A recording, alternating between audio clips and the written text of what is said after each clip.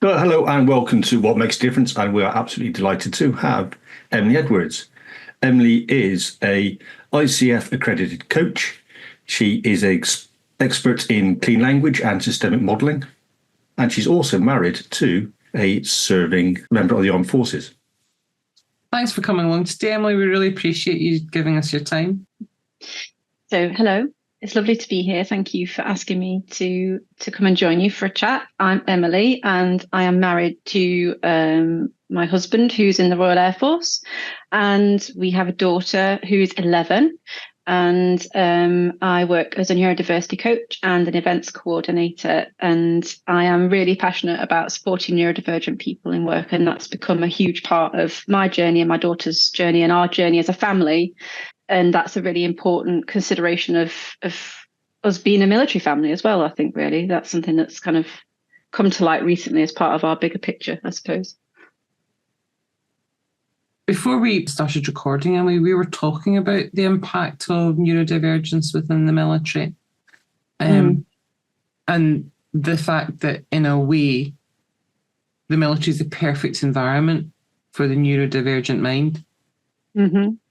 And I'm really curious what your views are on that too. Yeah, it is an interesting one. And I think of neurodivergent thinkers as specialist thinkers. So neurodivergent people tend to have spiky cognitive profiles, which means they have like great strengths in some areas and real struggles in others. And so when I think about the military and the kinds of roles that people are performing in the military, regardless of what service they're in, I can really see how those kinds of roles, the kind of work that they do, match really well onto some of the strengths and some of that kind of specialist thinking that neurodivergent people do. And not only that, but having opportunities to do that most of the time that they're in work and not having necessarily to do some of the stuff that they struggle with. So, yeah, I think you're right that there is something there about the mapping of those strengths and skills in a military remit, given how specialised an area of work that is. I suppose my understanding of the military culture is the high level of known that you have within it because it has to be. There has to be reliance on process, on the people around about you, and expectation and understanding of responses, of protocol, because that's what keeps people safe. And I'm wondering if that rolls over almost to the experience as the partner of a serving member of the military in terms of that high level of known and expectation. I just want to check. Are you kind of asking, is the level of known that's present for the serving person, in my case, my husband, does that roll over into our life as a family in terms of the knowns of what that is for us and how that impacts our life? Yes. Yeah. That's a good question. And I'm going to answer it in two ways because my husband's changed roles a couple of times over the last few years. So I've got like insights into that from different perspectives. So currently, I would say that, yes, it does roll into creating knowns within our family environment. And that's actually one of the reasons that he took the job that he's got now, because we needed more knowns. We needed more structure. We needed to have a little bit more stability and control around our choices about how we wanted to do life together as a family unit. So the nature of his work does now mean that we have a lot more knowns than we've ever had before. And given my late diagnosis of discovering that I'm autistic ADHD and my daughter a little bit before that, 3-4 years ago, that makes a massive difference now because it means that we know what to expect on a day-to-day basis. We've got that family routine, rough times, who's doing what when.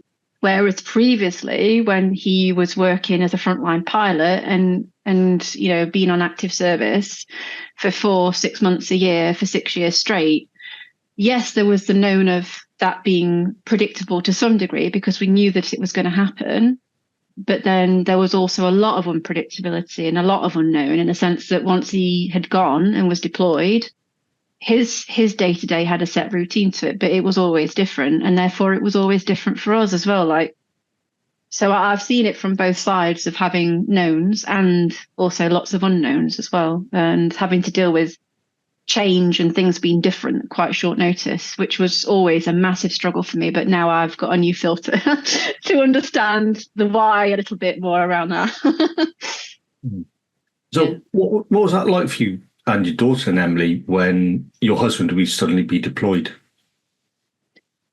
Oh, it was really tough. And I can't remember what year it was, but there was a year when he'd been deployed once already. He'd been out there for 4 months and he came back. And then within 2 weeks had to go again because somebody was off sick and they needed a replacement. And because he was still current in terms of all of the training and the pre-deployment stuff and was kind of live, ready to go, he was it. He had to be the replacement.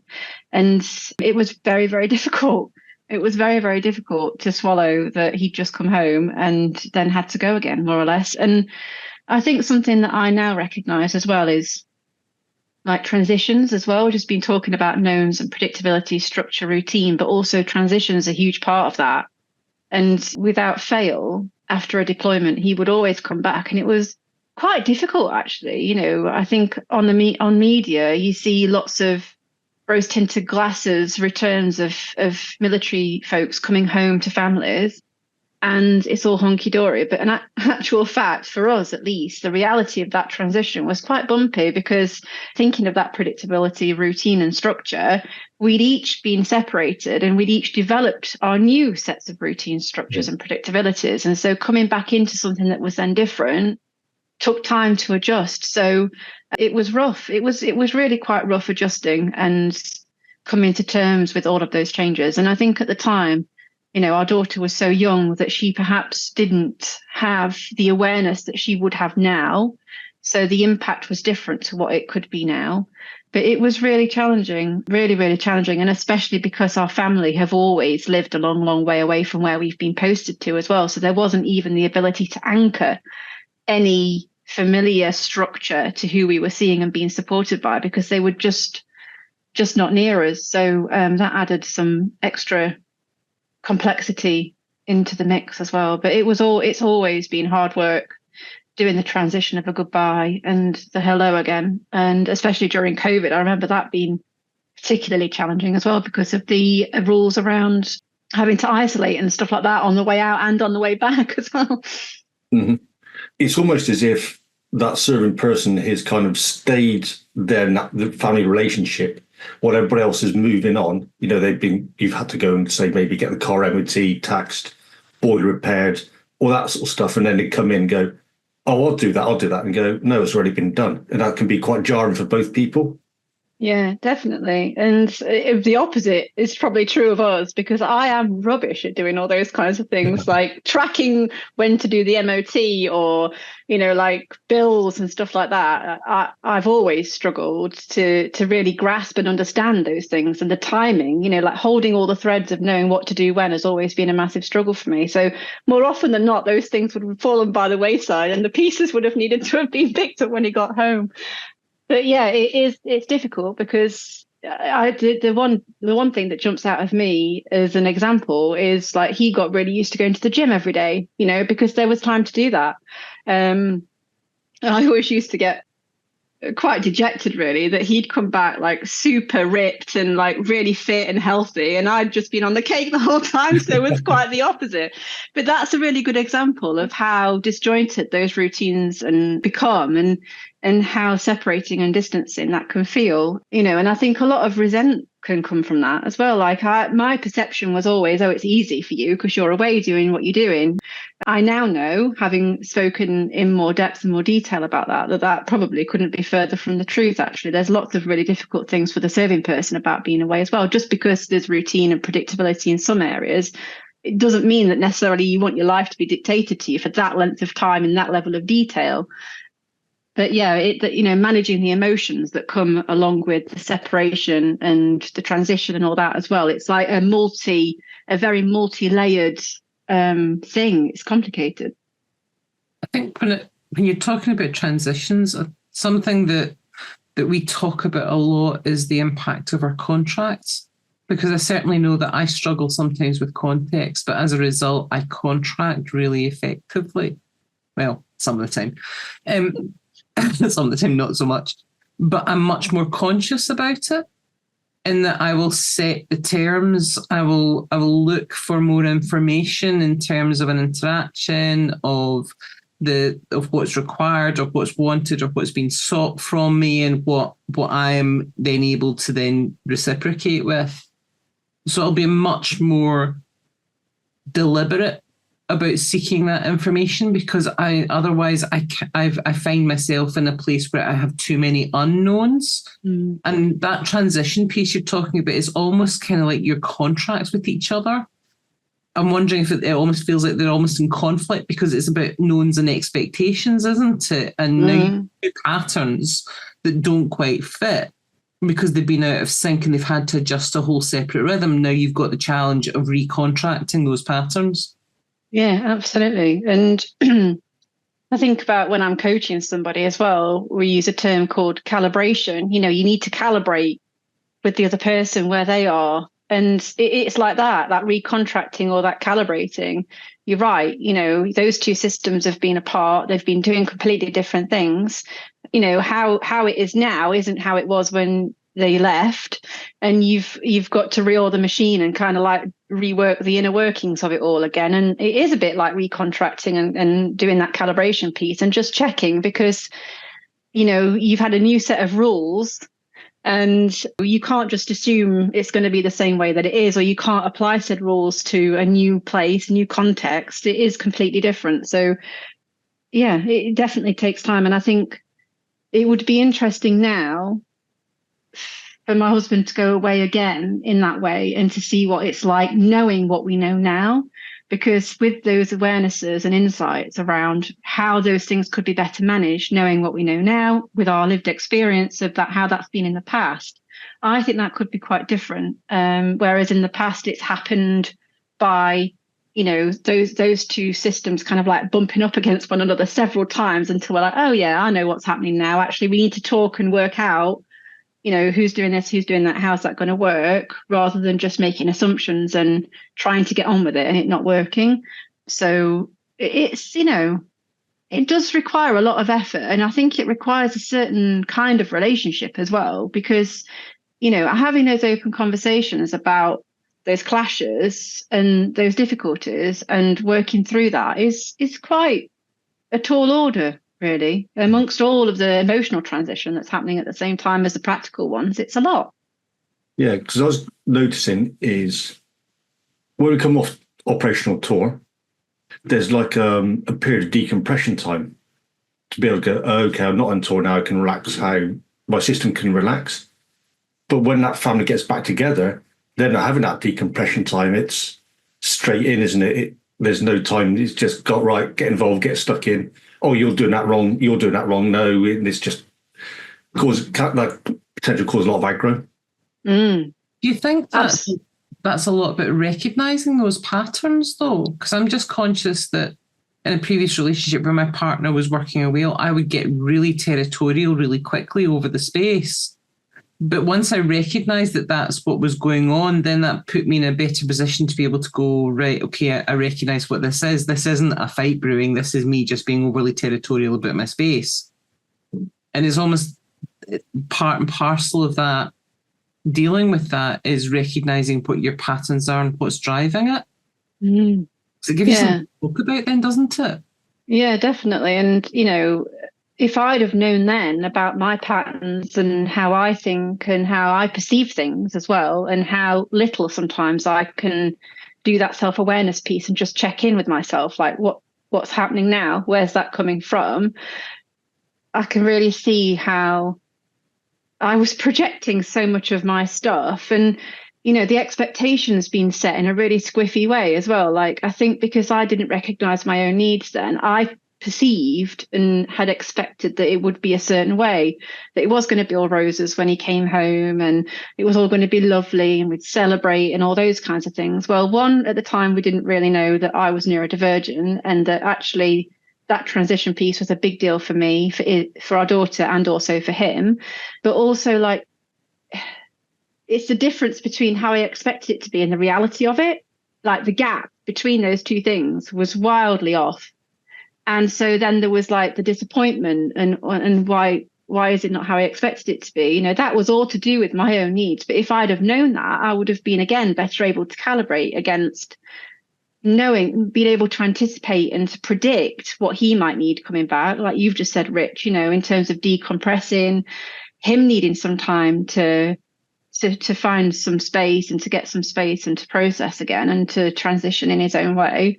So there's so many factors at play. And I do think it would be different now, knowing what we know about me and our daughter and his needs as well.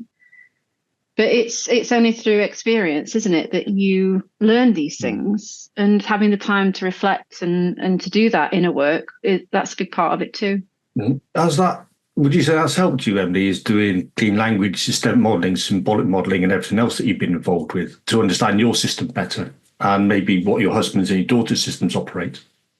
Yeah, definitely. I think so. I mean, I received clean language coaching in a previous job as part of my adjustments in the workplace. So that was an amazing part of my journey. It completely transformed my life, to be honest, and it completely transformed how I perceived myself as well, because I definitely perceived of myself that I was wrong and broken and ought to be ashamed of myself, really, because I knew that I was different, but I didn't really have the context to understand why at the time. And you know, being able to fathom out parts of myself by being asked clean questions and being allowed the space and the time to think as I think, to be as I am, to explain things in the way that I explain things from my own perception, and to be in my own metaphors and stuff like that was completely life-changing. It really was. So having a much better awareness of myself and being able to have a language through which I can express that has given me such a greater, deeper sense of self, which has a really positive impact, I think, on our family dynamics. But yes, of course, it's then been able to help me with my daughter and also with my husband as well. Although I have to say that my 11-year-old does not like being asked clean questions. She does know what I'm up to and is very, very fortunately able to say when she doesn't want me to do it. And likewise is also able to say when she does. So there is a level of needing to be respectful of that. But it has helped me massively, because, you know, one of the things that I recognize now is that what people say isn't always what they mean. And so because I can be quite literal thinking sometimes, I would take things at face value. But I've learned now that actually checking and having a toolkit through which I can check that isn't judgmental, that isn't criticizing, you know, that's not going to have a huge negative impact on the other person is a valuable, valuable thing.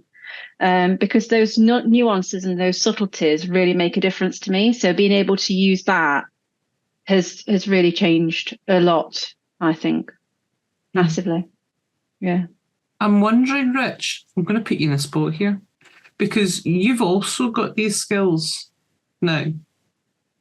You've also got that awareness of your patterns and such. Knowing what you know now, had you known that when you were serving, how much of a difference do you think that would have made for you? Oh, it's been a huge difference. Being able to self-advocate for myself, one. Being able to get better information, I think, and have an understanding is serving that particular unit, it wasn't right for me. I'd been better off doing something else. Simply because maybe got a little bit of dyspraxia. So there's a lot of marching around and drill and stuff like that. So not good for my system, because I'm not able to do that fine precision like a lot of other people are. So I think, finding out that would have been useful then, right? No, I'm not useful in that situation, but I'll be better off over here doing something like that. Dog handling or something like that. And I think it's sad that people don't have access to these tools and resources, not just clean language. There's so many other things that can be supportive to promote self-understanding and curiosity about yourself and other people. I think, Emily, the thing is, Emily, people are satisfied with where they are. You know, do they want improvement? Don't they want improvement? So if there's a friend of mine, he put up for a charity auction was his personal training. And I don't know how much it was worth, but people only paid a fraction of what it's actually worth. And is that you don't want to improve your life and get your life better fitness wise? And I did put in ages ago was like some hypnosis and coaching sessions into one of the things. Nobody took it up. Nobody bothered. So people are satisfied with where they are. But don't you think that's also sometimes about replaying patterns? I think one of the I don't know if you've come across Eric Byrne's The Games People Play, Emily. Yes, I think I have heard of that. And I've not read it, but I have heard of it. Eric Byrne's the father of transactional analysis. And it's one of those books that when I suggest to people they read it, I suggest that they read the game scripts first and the description of the game scripts, the breakdown of it after, because it starts to make more sense. But I always warn them that it's going to be quite a cringy experience because he's masterfully captured. You're reading these mini scripts of arguments thinking, that's one I have with my sister. Oh, yeah, that's such and such in that scenario. Yeah, at least once a week. Oh, yeah, that's that conversation with my best friend that keeps going horribly wrong. And it's those moments of recognition where you're like, oh, my God, how often do I have these conversations? And I repeat the same argument time after time after time. But that comes back to the point you were making, Rich, where there's almost comfort in that pattern because you know where you're going with it next. It's almost like the battle starts and you know how it's going to end. But nobody's willing to step out of the pattern because they've already got the script in their head of what happens next. And the knack is almost recognizing the pattern and breaking the pattern, doing something unexpected to force the pause or acknowledging what's actually driving it. And I think for me, like breaking my patterns is hugely uncomfortable. Like when you've been doing something a certain way or perceiving something a certain way for a very long time, because you didn't know any different potentially, or you didn't understand yourself well enough to recognize what was happening, or that there could even be a different way of doing it. You know, it's huge for me. It's hugely, hugely uncomfortable. So I will go to great lengths to avoid the stuff that makes me feel uncomfortable. And it's just making me think that, you know, you don't know what you don't know as well, don't you? And that also keeps people stuck in their patterns because when people like to know, it's uncomfortable not to know. So why would you take a risk and do something different when you don't know what end goal that's going to take you to? You know, that's unpredictable and a bit scary. Not going to go there. Whereas you know this argument is going to end up with one of you storming out the room, slamming the door and not talking to each other, and then somebody will say sorry and it will all roll over. But have you actually moved on? Yeah. Right. Talking of transitions and moving in, so husband's come back from tour and you're like all that. What's the process like for you moving accommodation? Is that quite straightforward, and how have you found that? Oh, that's a question. So we've fairly recently moved. So in December we moved and cross counties. I would say straightforward in terms of the fact that there's the logistical support there and the systems through which you can access a removals vehicle and boxes and tape and packing paper and a plan for how many boxes will fit in said lorry and what date it's going to go and all that kind of jazz and where it's going to. So I feel like the structure for the logistical part of it is there. But this last move for us has been fairly disastrous, I have to say. It has been the biggest challenge ever because it resulted in our daughter not having a school place. So although there was the logistical support in terms of literally moving the house contents into a new house, the other kinds of support that would have been so valuable to us have been non-existent, and it truly has had disastrous consequences for our daughter's education, her self-esteem, her confidence, and so on. So it has been really difficult. And I mean, we were living on our own private property before moving, and we've come back into military accommodation again. So we're hugely grateful to be able to access military accommodation because we wouldn't have been able to have found and purchased a house quick enough to make it work. Yeah, but the consequences of this move have been dire. It's been really hard. What would have made it easier? Well, it's coming to me like it's like a safety net, something that kind of was underlying the transition between one house and the other, and somebody from within the military to oversee that safety net being in place and being held, so that should anything happen, they could have caught us, or at least been there to know that something had happened. That would have made it easy. It very much feels like we were out on a limb on our own. And we tried to find support. We tried to kind of like wave the flag and go, hey, this is happening. What kinds of support and resources is available? And we were signposted, and we did have access to some information, but none of it's been enough. Yeah. That would have, yeah. That support, in order for that support to be effective for you, that'd have been like what? Well, for me, it would have been like that safety net. And that safety net is like it's like a cargo net. So it's all made of the same material, and it would have stretched out between both houses so that the whole transition would have been underpinned by this safety net. And it would have been that it's all made from the same material, because I think something that's really important to me is consistency. So having the same person or the same mechanism from start to finish would have been really, really important to me, because the amount of times that I've had to repeat our circumstances over and over and over again has been ridiculous. So yeah, this big safety net, consistent and overseen from start to finish. What could make that process easier for other people? How could they, what do you notice that can make it easier for other people if they don't have that safety net? Well, knowing where to find one from, I think. Like, does it even exist? Am I dreaming that is a thing? Like knowing whether that's actually a thing, because I know that would support me, but I actually don't know for real whether that exists or not. And if it does, why don't we know about it? And if it doesn't, why is it not there? But sometimes they seem to bury a lot of the useful stuff deep in the JSPs and all that, which are joint service publications and all this. So it's really hard to find.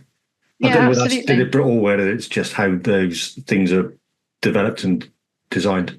Yeah, definitely. And it's like something that I have always struggled with. And you saying JSP and then saying out loud what those actual letters stand for is one of those things. So like, the serving person's obviously going to be a lot more adept and more familiar with all these acronyms and different systems and all the rest of it. But that's not necessarily true for the spouse or for the partner. And, that's an easy assumption to make. Just because one person knows it means the other one does as well. Well, that's not necessarily true. And especially when you're quite a private family like we are, and we don't have, lots of other military friends and, a tight community around us where that kind of information or learning kind of like seeps out through those little pockets of people. It's really hard to know where does that exist. And if you're a literal thinker and you need a thing and the thing's not where you expect it to be, it's like, oh, I've done route X, dead end. That's it. I'm done. You need someone. It's what I mean about you don't know what you don't know. You need someone to say, oh, Emily, have you tried route A, B, and C and maybe F over there as well? Here's a number. Call this person. Without somebody that's been resourceful. And I think that's what I meant about that safety net. I think part of that net is the fact that it's woven together. It's the same material, but it's comprised of many different weaving elements. And that's what I mean about somebody overseeing it. It's kind of giving you those options. Have you checked this? Have you checked that? Have you checked the other? But also without that then feeling like you're going round and round in circles, because it can also feel like that sometimes when you do find a signpost. It's like, go here, go there. It's like, and now you're lost. Great. It is challenging. It's really challenging. And I'm being quite flippant, but I would imagine that delivering that kind of service is also really challenging as well, because, one size does not fit all, does it? Well, can I challenge that? Because that service exists. And there are businesses all around the globe that have those services.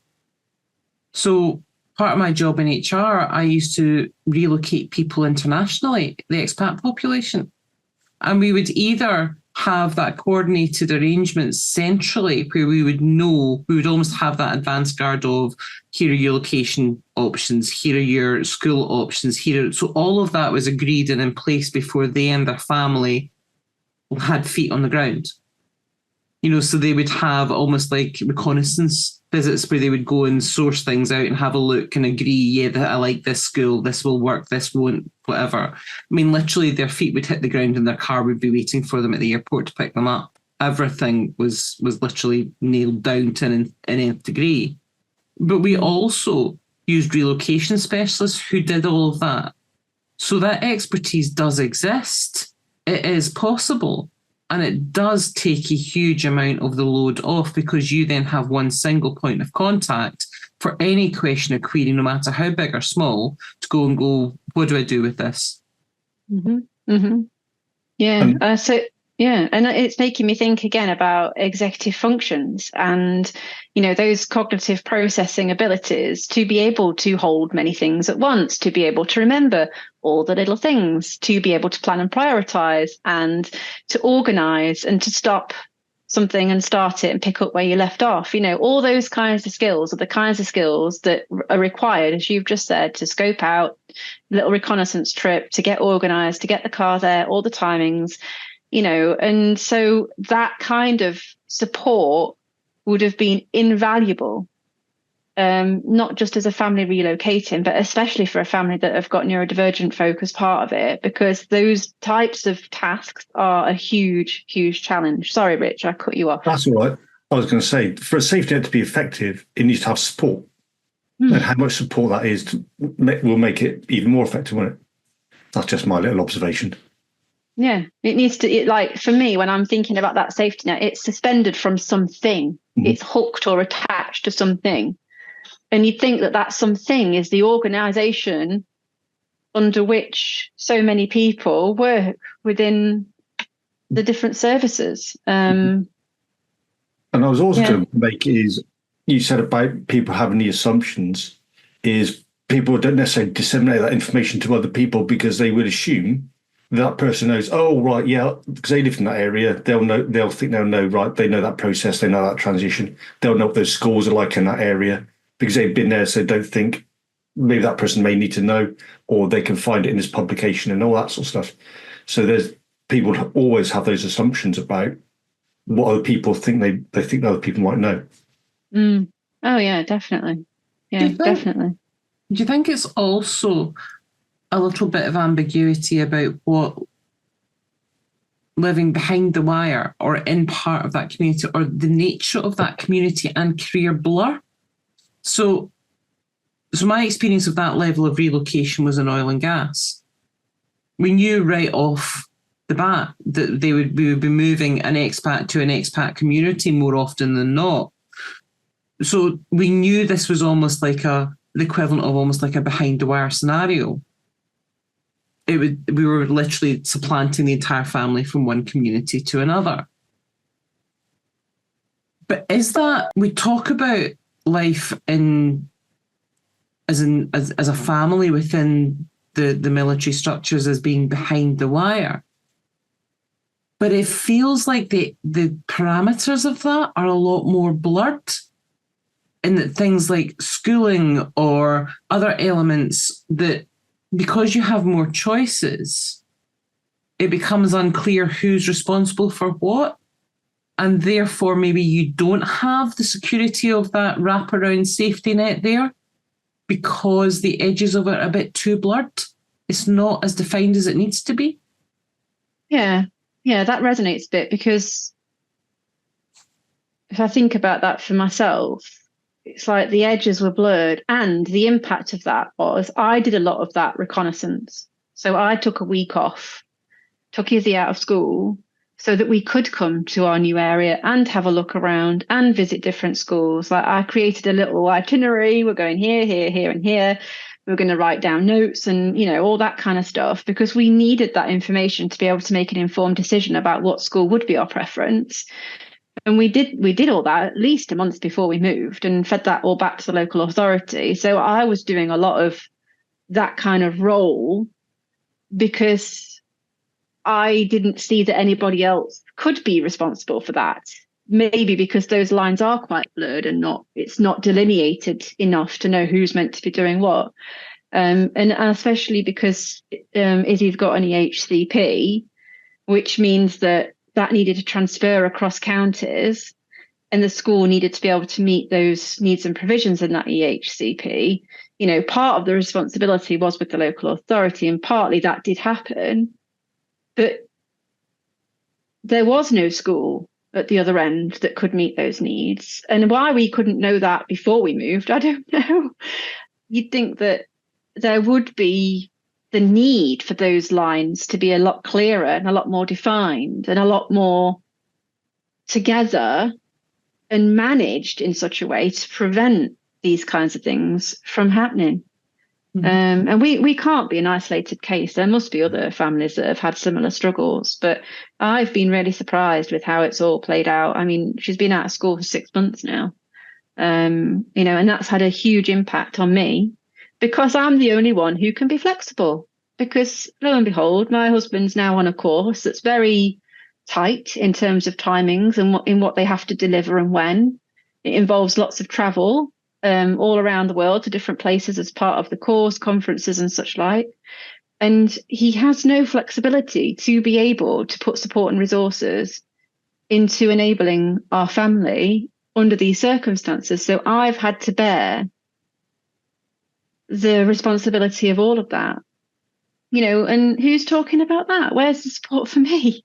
Yeah. I'm very lucky that I am well resourced in terms of the people that I work with and the people that are close to me in my life. But it's been a huge struggle, and I've been financially impacted as well because I've had to give up part of my work to make the time to make it work. You'd have thought so every county has an armed forces champion. You'd think they'd have like some kind of, especially areas like Wiltshire, Yorkshire, where they've got large garrisons and camps. The counties would have like a schools liaison for armed forces people who've got children with maybe special needs or different needs or whatever nature that might be. And they go, right, okay, we've got this provision in this particular school, and we can help you adjust into that school, into that system. Yeah, but I mean, if that exists, I have no idea. I really don't. I mean, we've had to instruct a solicitor now to support us with our case because it's just become so stressful. So not only was there no school for Izzy to go to, and it's gone on for 6 months, but the school that was chosen for her secondary school placement wasn't suitable. So we've had to challenge it, and it wasn't enough for me to challenge it as a parent. So we've decided that we needed to instruct solicitors to support us because the legal route was the only option left to go down to get what we wanted in her best interests. And it's really sad that you have to go to those lengths. If we'd have had better support and signposting, it probably would not have come to that. But yeah, that's taken a massive toll. And, we sold our house where we were before and thought that we would have some savings to put towards another house purchase when we were ready and when we'd settled. But now we're going to have to use that money to pay a massive solicitor's fee. As a result of a posting. Like, really? Amazing. Yeah. And I was going to say that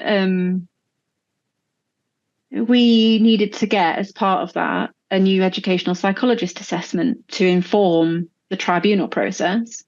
So we contacted, I can't remember what charity it was. It might have been the Benevolent Fund, to see if we could access some funding to support us with that educational psychologist assessment and report. And I could only find like national, the national kind of telephone numbers, main direct line numbers, not like a Wiltshire location one, but just the main one. And I was in utter disbelief when I spoke to somebody on the phone. They said, we can only provide funding when a child's in school. And I'm like, well, she's not in school. And I explained again why she's not in school. and it's not our fault that she's not in school. And we really need to access this funding to support our case so that we can get to where we need to be. No, we only provide funding when a child's in school. And that's one of those examples of like being signposted and going down X road and getting to a dead end. It's like, oh, now what do I do? I know a lot of people are really upset with some of the larger charities because all the claim is they're not doing the job that they're meant to be doing. So a lot of people are going, right, we're having to look towards these small organisations because they seem to be providing that help that they say they will do. Yeah. I mean, I know a lot of services and organisations and charities and support services are hugely, hugely stretched and underfunded. But we've been in a desperate position, really, not knowing where to go, not knowing what's available, not knowing who to speak to, just completely isolated with it all. And yeah, it's been really tough. What strikes me is that in an organisation which has quite a high level of change in terms of that sort of move, you'd think they would have an awful lot more practice at that, at getting it right, at recognising what the challenges are. Because some of the other things that sometimes fly under the radar and aren't quite acknowledged is the impact that has, for instance, on the partners, on people like yourself, Emily, in terms of your choices and your own personal goals in life and how that has to be amended and changed and tweaked to accommodate. Yet what support is there to ensure that actually as a result of the moves that are required, that's not detrimental to you or the family? And if other organisations can do it, why can't our armed forces? Yeah. I mean, all children have a right to a full-time education, and Izzy's been receiving 13 hours a week of alternative provision as part of an education other than in school package that's been provided by the local authority. Like 13 hours is nothing compared to what she's legally entitled to. And the rest of the hours that she would be in school have all been down to me. And I've still had to do my job, and I've still been running my own little business and trying to get that off the ground. And I've still been studying and preparing towards an exam and doing the day-to-day and, trying to take care of myself amongst all those things and support my husband who's on this really intense course and is traveling, et cetera, et cetera. It's like, it's a no-brainer that's a lot for anyone to manage. So I don't know. I'm still surprised. I'm still surprised that we are where we are. And that, there's also been big financial implications for me. And that it's just gone, that's just unknown. I'm talking about it now, so people will know about it. But there's shame attached to talking about it as well. I don't want to have to go around telling people that that's one of the impacts. That's a very personal and vulnerable thing to acknowledge as well. But that is the reality of it. And why should I not talk about that? It's the truth. That is the truth. It seems, well, thank you for sharing, Emily. And it seems to me that people who marry armed forces personnel have got two choices. Either they follow that person around wherever they go, or you buy a house somewhere and you only get to see each other on weekends when you're lucky. That seems to be the two choices. Yeah, it's really difficult. It is really, really difficult. And, when we bought our house, when we were living in Shropshire previously, we did that because we recognised at that point as a family, what we needed was to be together, that we're at our best as a family when we're together, and we've got opportunities to have fun, whatever that might look like for us, it changes, to do simple things and to have simple pleasures. And that's why we chose it, because, there'd been so many deployments and so much time spent apart that we were ready for something different. And, making an active choice to be together meant that my husband had to sacrifice some of his own personal goals at work, because actually what mattered the most was, maintaining our family unit and supporting Izzy to be at her best and to have a good school and education and all the rest of it. And you're right, it is hard because we moved here and came back into military accommodation just at the end of year 6 for Izzy. So 6 months before the end of year 6. And we were advised, don't go, stay where you are. and, basically don't rock the boat. Just leave her where she is and then move later. And of course, I understand the logic of that advice. Of course I do. But when you've made an agreement as a family that you want to be together and stay together, there's a reason for that. And that's what's important to us. So thank you very much for your advice, but we're going to go and do what we want to do. And we had our own reasons for that. And why shouldn't we? But it does make it very, very difficult. And we still have those conversations, for my husband to choose the things that he wants for his career in the future. It does involve those kinds of decisions. Does he need to live away? Do we need to live away? Where do we want to be? How's that going to work? The cost implications of that, and so on and so forth. Schooling considerations as part of that as well, making sure that there's still access to a school that's right for Izzy. It is really hard. And it makes me think, Rich, we talked about that transition of coming home and needing to oil the system and to kind of like recontract and renegotiate some agreements. What we've learned, and I guess what we've chosen, is that we can do life the way that we want to. We can make it up as we go along based on what we want to have happen. And so we just do it piece by piece by piece now. So rather than thinking it's either this or that, we kind of go, really? Let's just check. And so we can and that's another way actually that clean language questions and learning that kind of work has really supported me to kind of go, hang on a second, let's just check. Is that true?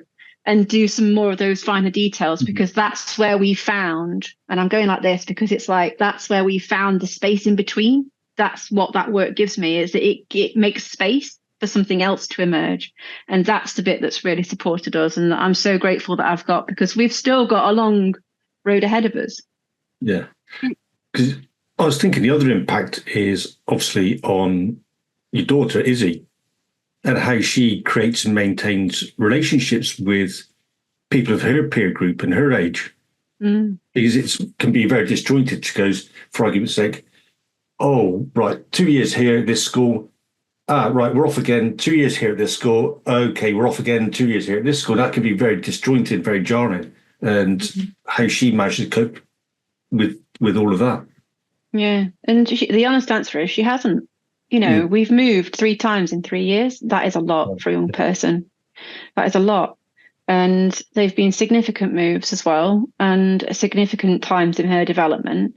And I think this last move, because of the situation with regards to school, she's gone from a very small rural primary school where there was about 120 children. It was a very, very nurturing environment where we had really lovely support from the head teacher and one of the teaching assistants in her class. They would listen to us. We worked together. It was wonderful. She's gone from that to nothing. And I guess that's why people were advising us, like, just leave her where she is, because there's too many unknowns at the other end. So I get that we've made the decision that we've made, and it has had a big impact on her. I never imagined that there wouldn't be anything on the other side. Never in a million years did I think that would happen. It has been a big shock, but it has had a massive toll on her mental health and well-being. She had a massive spiral just at the point that we were leaving, just before Christmas, over Christmas and into the new year. Huge spiral. And like, her mental health was presenting in a completely different way to what it would normally do. So the signals and the things that would let us know that she's okay, not okay, really, really changed, which was quite worrying. So it has had a massive impact. And her social connections now are very, very small. She used to have, and has always preferred to have, just one really, really close friend. She doesn't really like being part of big groups. So her very, very close best friend, is no longer living near us anymore. And fortunately, she decided that she wanted to try and make connections with some of the other children that now live on our street. And that's taken a bit of time, but she's managed to do that for herself. That's something that she wanted to do for her. But without that, her interactions with children of her similar age to herself would be very, very minimal. Yes, she has a bit of contact with other children in some of her alternative provision, about a day and a half a week. But the rest, it's one-to-one tuition with an adult tutor or a mentor. So she's missing out on a lot of those, social connections and all of what comes with that, in terms of supporting her well-being and mental health and her confidence and self-esteem at this point in her life. When we've spoken to other individuals as well, Emily. One of the things that always comes or sometimes comes across is almost the longer term patterns that happen then as a result of these life experiences and such. That can sometimes be the sort of desire for change almost becomes embedded and hotwired into your system, where your system looks for that constant change and transition. Almost seeing that as the normal, that's the baseline that you now have. And it's that also that lack of permanency, which can sometimes impact on the nature of the friendships that you then create, knowing that this is for a set period of time, this is for a season, not a lifetime. So therefore, what's my level of commitment to this relationship, this friendship, this interaction, given the fact that it's likely that I will move on again within the next 2-3 years? And I'm wondering if you see any of that in maybe the way you build relationships or maybe the way your daughter builds relationships. It's an interesting question. It's not easy to answer because what's coming up for me is more that I think I've always struggled with friendships and relationships because of the nature of how my brain works. Like I recognize that now. So actually the way that I do friendships is quite different anyway. And so I do have friends, a handful of friends that live all over the country that we still stay in touch. And, you know, it doesn't matter if we've not seen each other for a year, you know, we just pick up where we left off kind of friendships. I'm finding it hard to separate out what are my natural tendencies and patterns with respect to relationships and friendships and how that's impacted by the circumstances being in, you know, a military family. I mean, I definitely noticed that I've got a lot less friends and a lot less social connections now than I ever have. And I think that is slightly by choice because I know myself better now. And I know that I do get really tired trying to maintain lots of social connections. But, you know, it is hard as an adult making new friends. You know, where are the people having that conversation? I want to join in that conversation. It is difficult. And especially when the place that you're going to and the kind of place that you're going to be living is dictated to you. You know, we've chosen to be in a military house, but, you know, we've not chosen our neighbours. We've not chosen the area necessarily. So it's hard for me to feel like outward and to feel like I want to make those connections when I've had little control and agency over where we are and that kind of thing. Yeah. But it does, I think it does, being a military family it makes me think about how things come and go and people come and go, I suppose, because we do end up moving around quite a bit. Yeah, it is hard. It is hard. And I suppose really for me, if I have made a friendship or a connection with somebody and it really matters and I value that and they value me, then there's not a lot that will destroy it, even if we were to move or something. I kind of trust that. And I've always had that kind of pattern. But I suppose I lean into that and I trust that a bit more than I ever have done. But I'm not exercising the need for it at the minute because things have just been a bit too hard for me to think about having new social connections when everything's been a bit upside down. So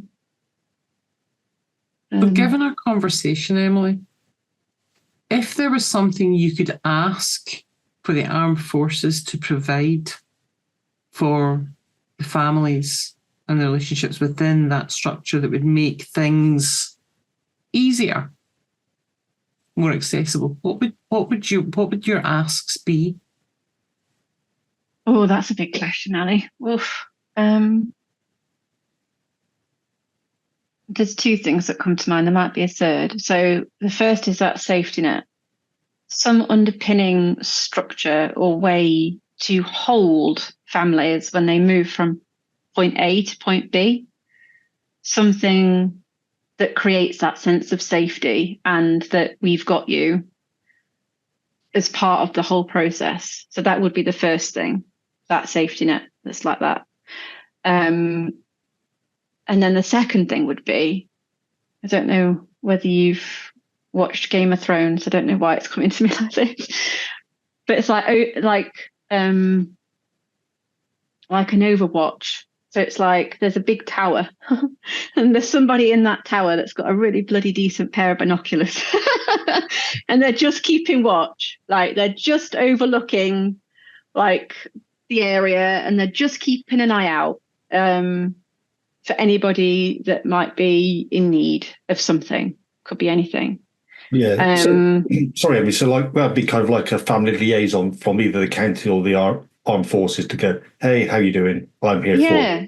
Yeah, like someone like, so they'd be looking out and they'd be kind of like, I don't know, maybe receiving messages from other people or, you know, having people share information about what they've noticed or what they've observed or what they've heard, you know, and then they would be acting on it. So, you know, they might raise a flag that symbolizes do something or, you know, whatever. But yeah, somebody that's kind of like central-ish that can keep watch and do the communicating and interacting piece between different parties, if you like, that are involved. So they're the two things. But then I feel like there's a third, which is like, so hang on, safety net, Overwatch. But then like in the community, it's like there's somebody on a horse riding around, like on the ground, like they're quite agile and they're all over the place and, you know, they're in amongst people and talking and, you know, on the ground interacting with people and sort of, I don't know, like they're seen and people know who they are. People would know who to ask for, you know, like Robin Hood, like everybody would know Robin Hood. It's like that, you know, a name that people recognize that somebody could go to if they needed to, like on the ground. For me, it feels like it needs those three key elements, that underpinning safety and the holding, the overwatch, somebody looking out, communicating, interacting, and managing that coordination piece between those different parties, and then somebody on the ground that's part of those communities of military families, that's known, that's seen and cares and can be like, I don't know. The person that knows exactly who to send you to and who yes. The one that says, have you thought about? Yes, That sounds to me, the ideal role would be like the padre. Because they're known in the community, they're a kind of central figure, and that padre can really know what's going on within the community. And it obviously doesn't have to be in religious grounds or anything like that to go and see them do that liaison bit. But they can keep that in touch with those people, build that network. Somebody like that. It's definitely about the networking and the touching base with people and being like quite visible. Feels like somebody that's quite visible and seen and is doing a lot. It's almost like a mentorship role, isn't it? That says, I'll be your ear when you need one. I'll point you in the direction if you need that. And I've got all the contacts that you could possibly need at your fingertips. No matter how crazy the question, I've probably been there already. Yeah. So they're the things that come to mind. The three key things. It'd be interesting to hear what other people answer to that question. Yeah, good question. Thank